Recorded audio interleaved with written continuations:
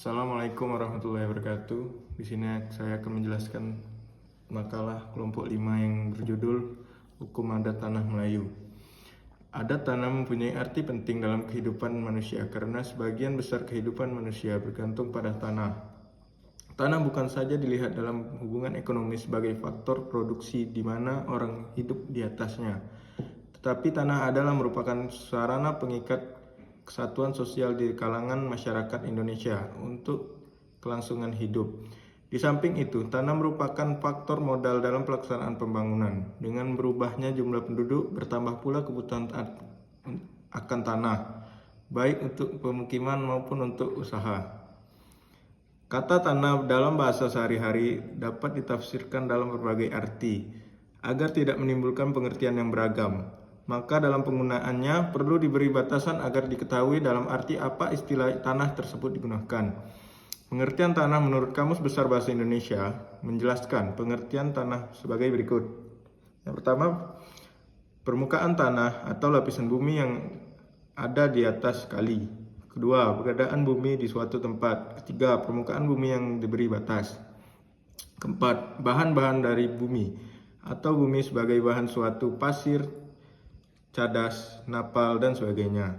Selanjutnya disebutkan pengertian tanah dalam pasal 4 ayat 1 Undang-Undang Nomor 5 Tahun 1960 tentang Peraturan Dasar Pokok-pokok Agraria bahwa atas dasar hak menguasai dari negara sebagai yang dimaksud dalam pasal 2 ditentukan adanya macam-macam hak atas permukaan bumi yang disebut tanah yang dapat diberikan kepada dan mempunyai oleh orang-orang lain seperti berbadan hukum. Dengan demikian, jelaslah bahwa tanah dalam pengertian yuridis adalah permukaan bumi yang meliputi permukaan bumi yang ada di daratan dan permukaan bumi yang berada di bawah air. Dalam hukum adat, tanah merupakan masalah yang sangat penting. Hubungan antara manusia dengan tanah sangat erat. Seperti yang telah dijelaskan di atas, bahwa tanah sebagai tempat manusia untuk menjalani dan melanjutkan kehidupannya, tanah sebagai tempat mereka berdiam, tanah yang memberi mereka makan. Tanah adat merupakan milik dari masyarakat hukum adat yang telah dikuasai sejak dahulu.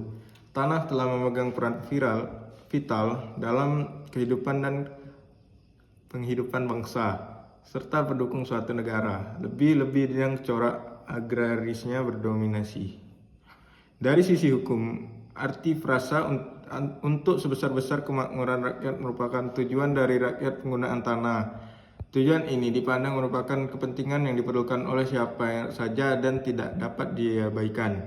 Oleh karena itu, setiap penggunaan dan pemanfaatan tanah harus tepat digunakan, efisien. Sifat ketepatgunaan dari penggunaan dan pemanfaatan tanah adalah mutlak dan tidak dapat diubah. Namun, ini yang baru akan mempunyai arti jika ditetapkan sebagai suatu kebijakan hukum. Ketepatgunaan dari penggunaan dan pemanfaatan tanah sekalipun telah ditetapkan sebagai kebijaksanaan tidak dapat disamakan dengan tujuan hukum, sebab tujuan dari hukum adalah kepastian hukum, ketertiban, keadilan, dan keamanan kemanfaatan. Sifat ketepatgunaan ini adalah benar jika dilakukan secara menurut hukum. Berapa menit? 3,5.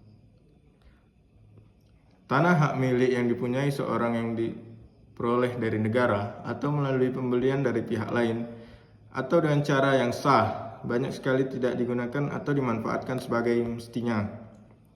Namun keadaan sedemikian tidak dikenakan tindakan apa-apa. Lain halnya dengan tanah dengan hak guna usaha atau hak guna bangunan. Ketentuan yang mengenakan sanksi atas pelanggaran tersebut tidak dijalankan pemerintah. Sedangkan pengertian tanah adat itu sendiri adalah hak pemilihan dan penguasaan sebidang tanah yang hidup dalam masyarakat adat pada masa lampau dan masa kini.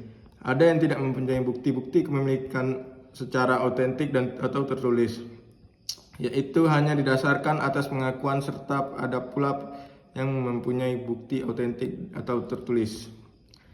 Tanah adat beserta hak-haknya terdiri dari dua jenis. Yang pertama, tanah adat masa lampau. Tanah adat masa lampau ialah hak memiliki dan menguasai sebidang tanah pada zaman penjajahan Belanda dan Jepang. serta pada zaman Indonesia merdeka tahun 1945, hak kepemilikan atas tanah adat dimaksud adalah tanpa bukti kepemilikan secara autentik. Yang kedua, tanah adat masa kini. Sekian penjelasan saya untuk makalah kelompok 5 ini. Lebih dan kurang mohon maaf. Wassalamualaikum warahmatullahi wabarakatuh.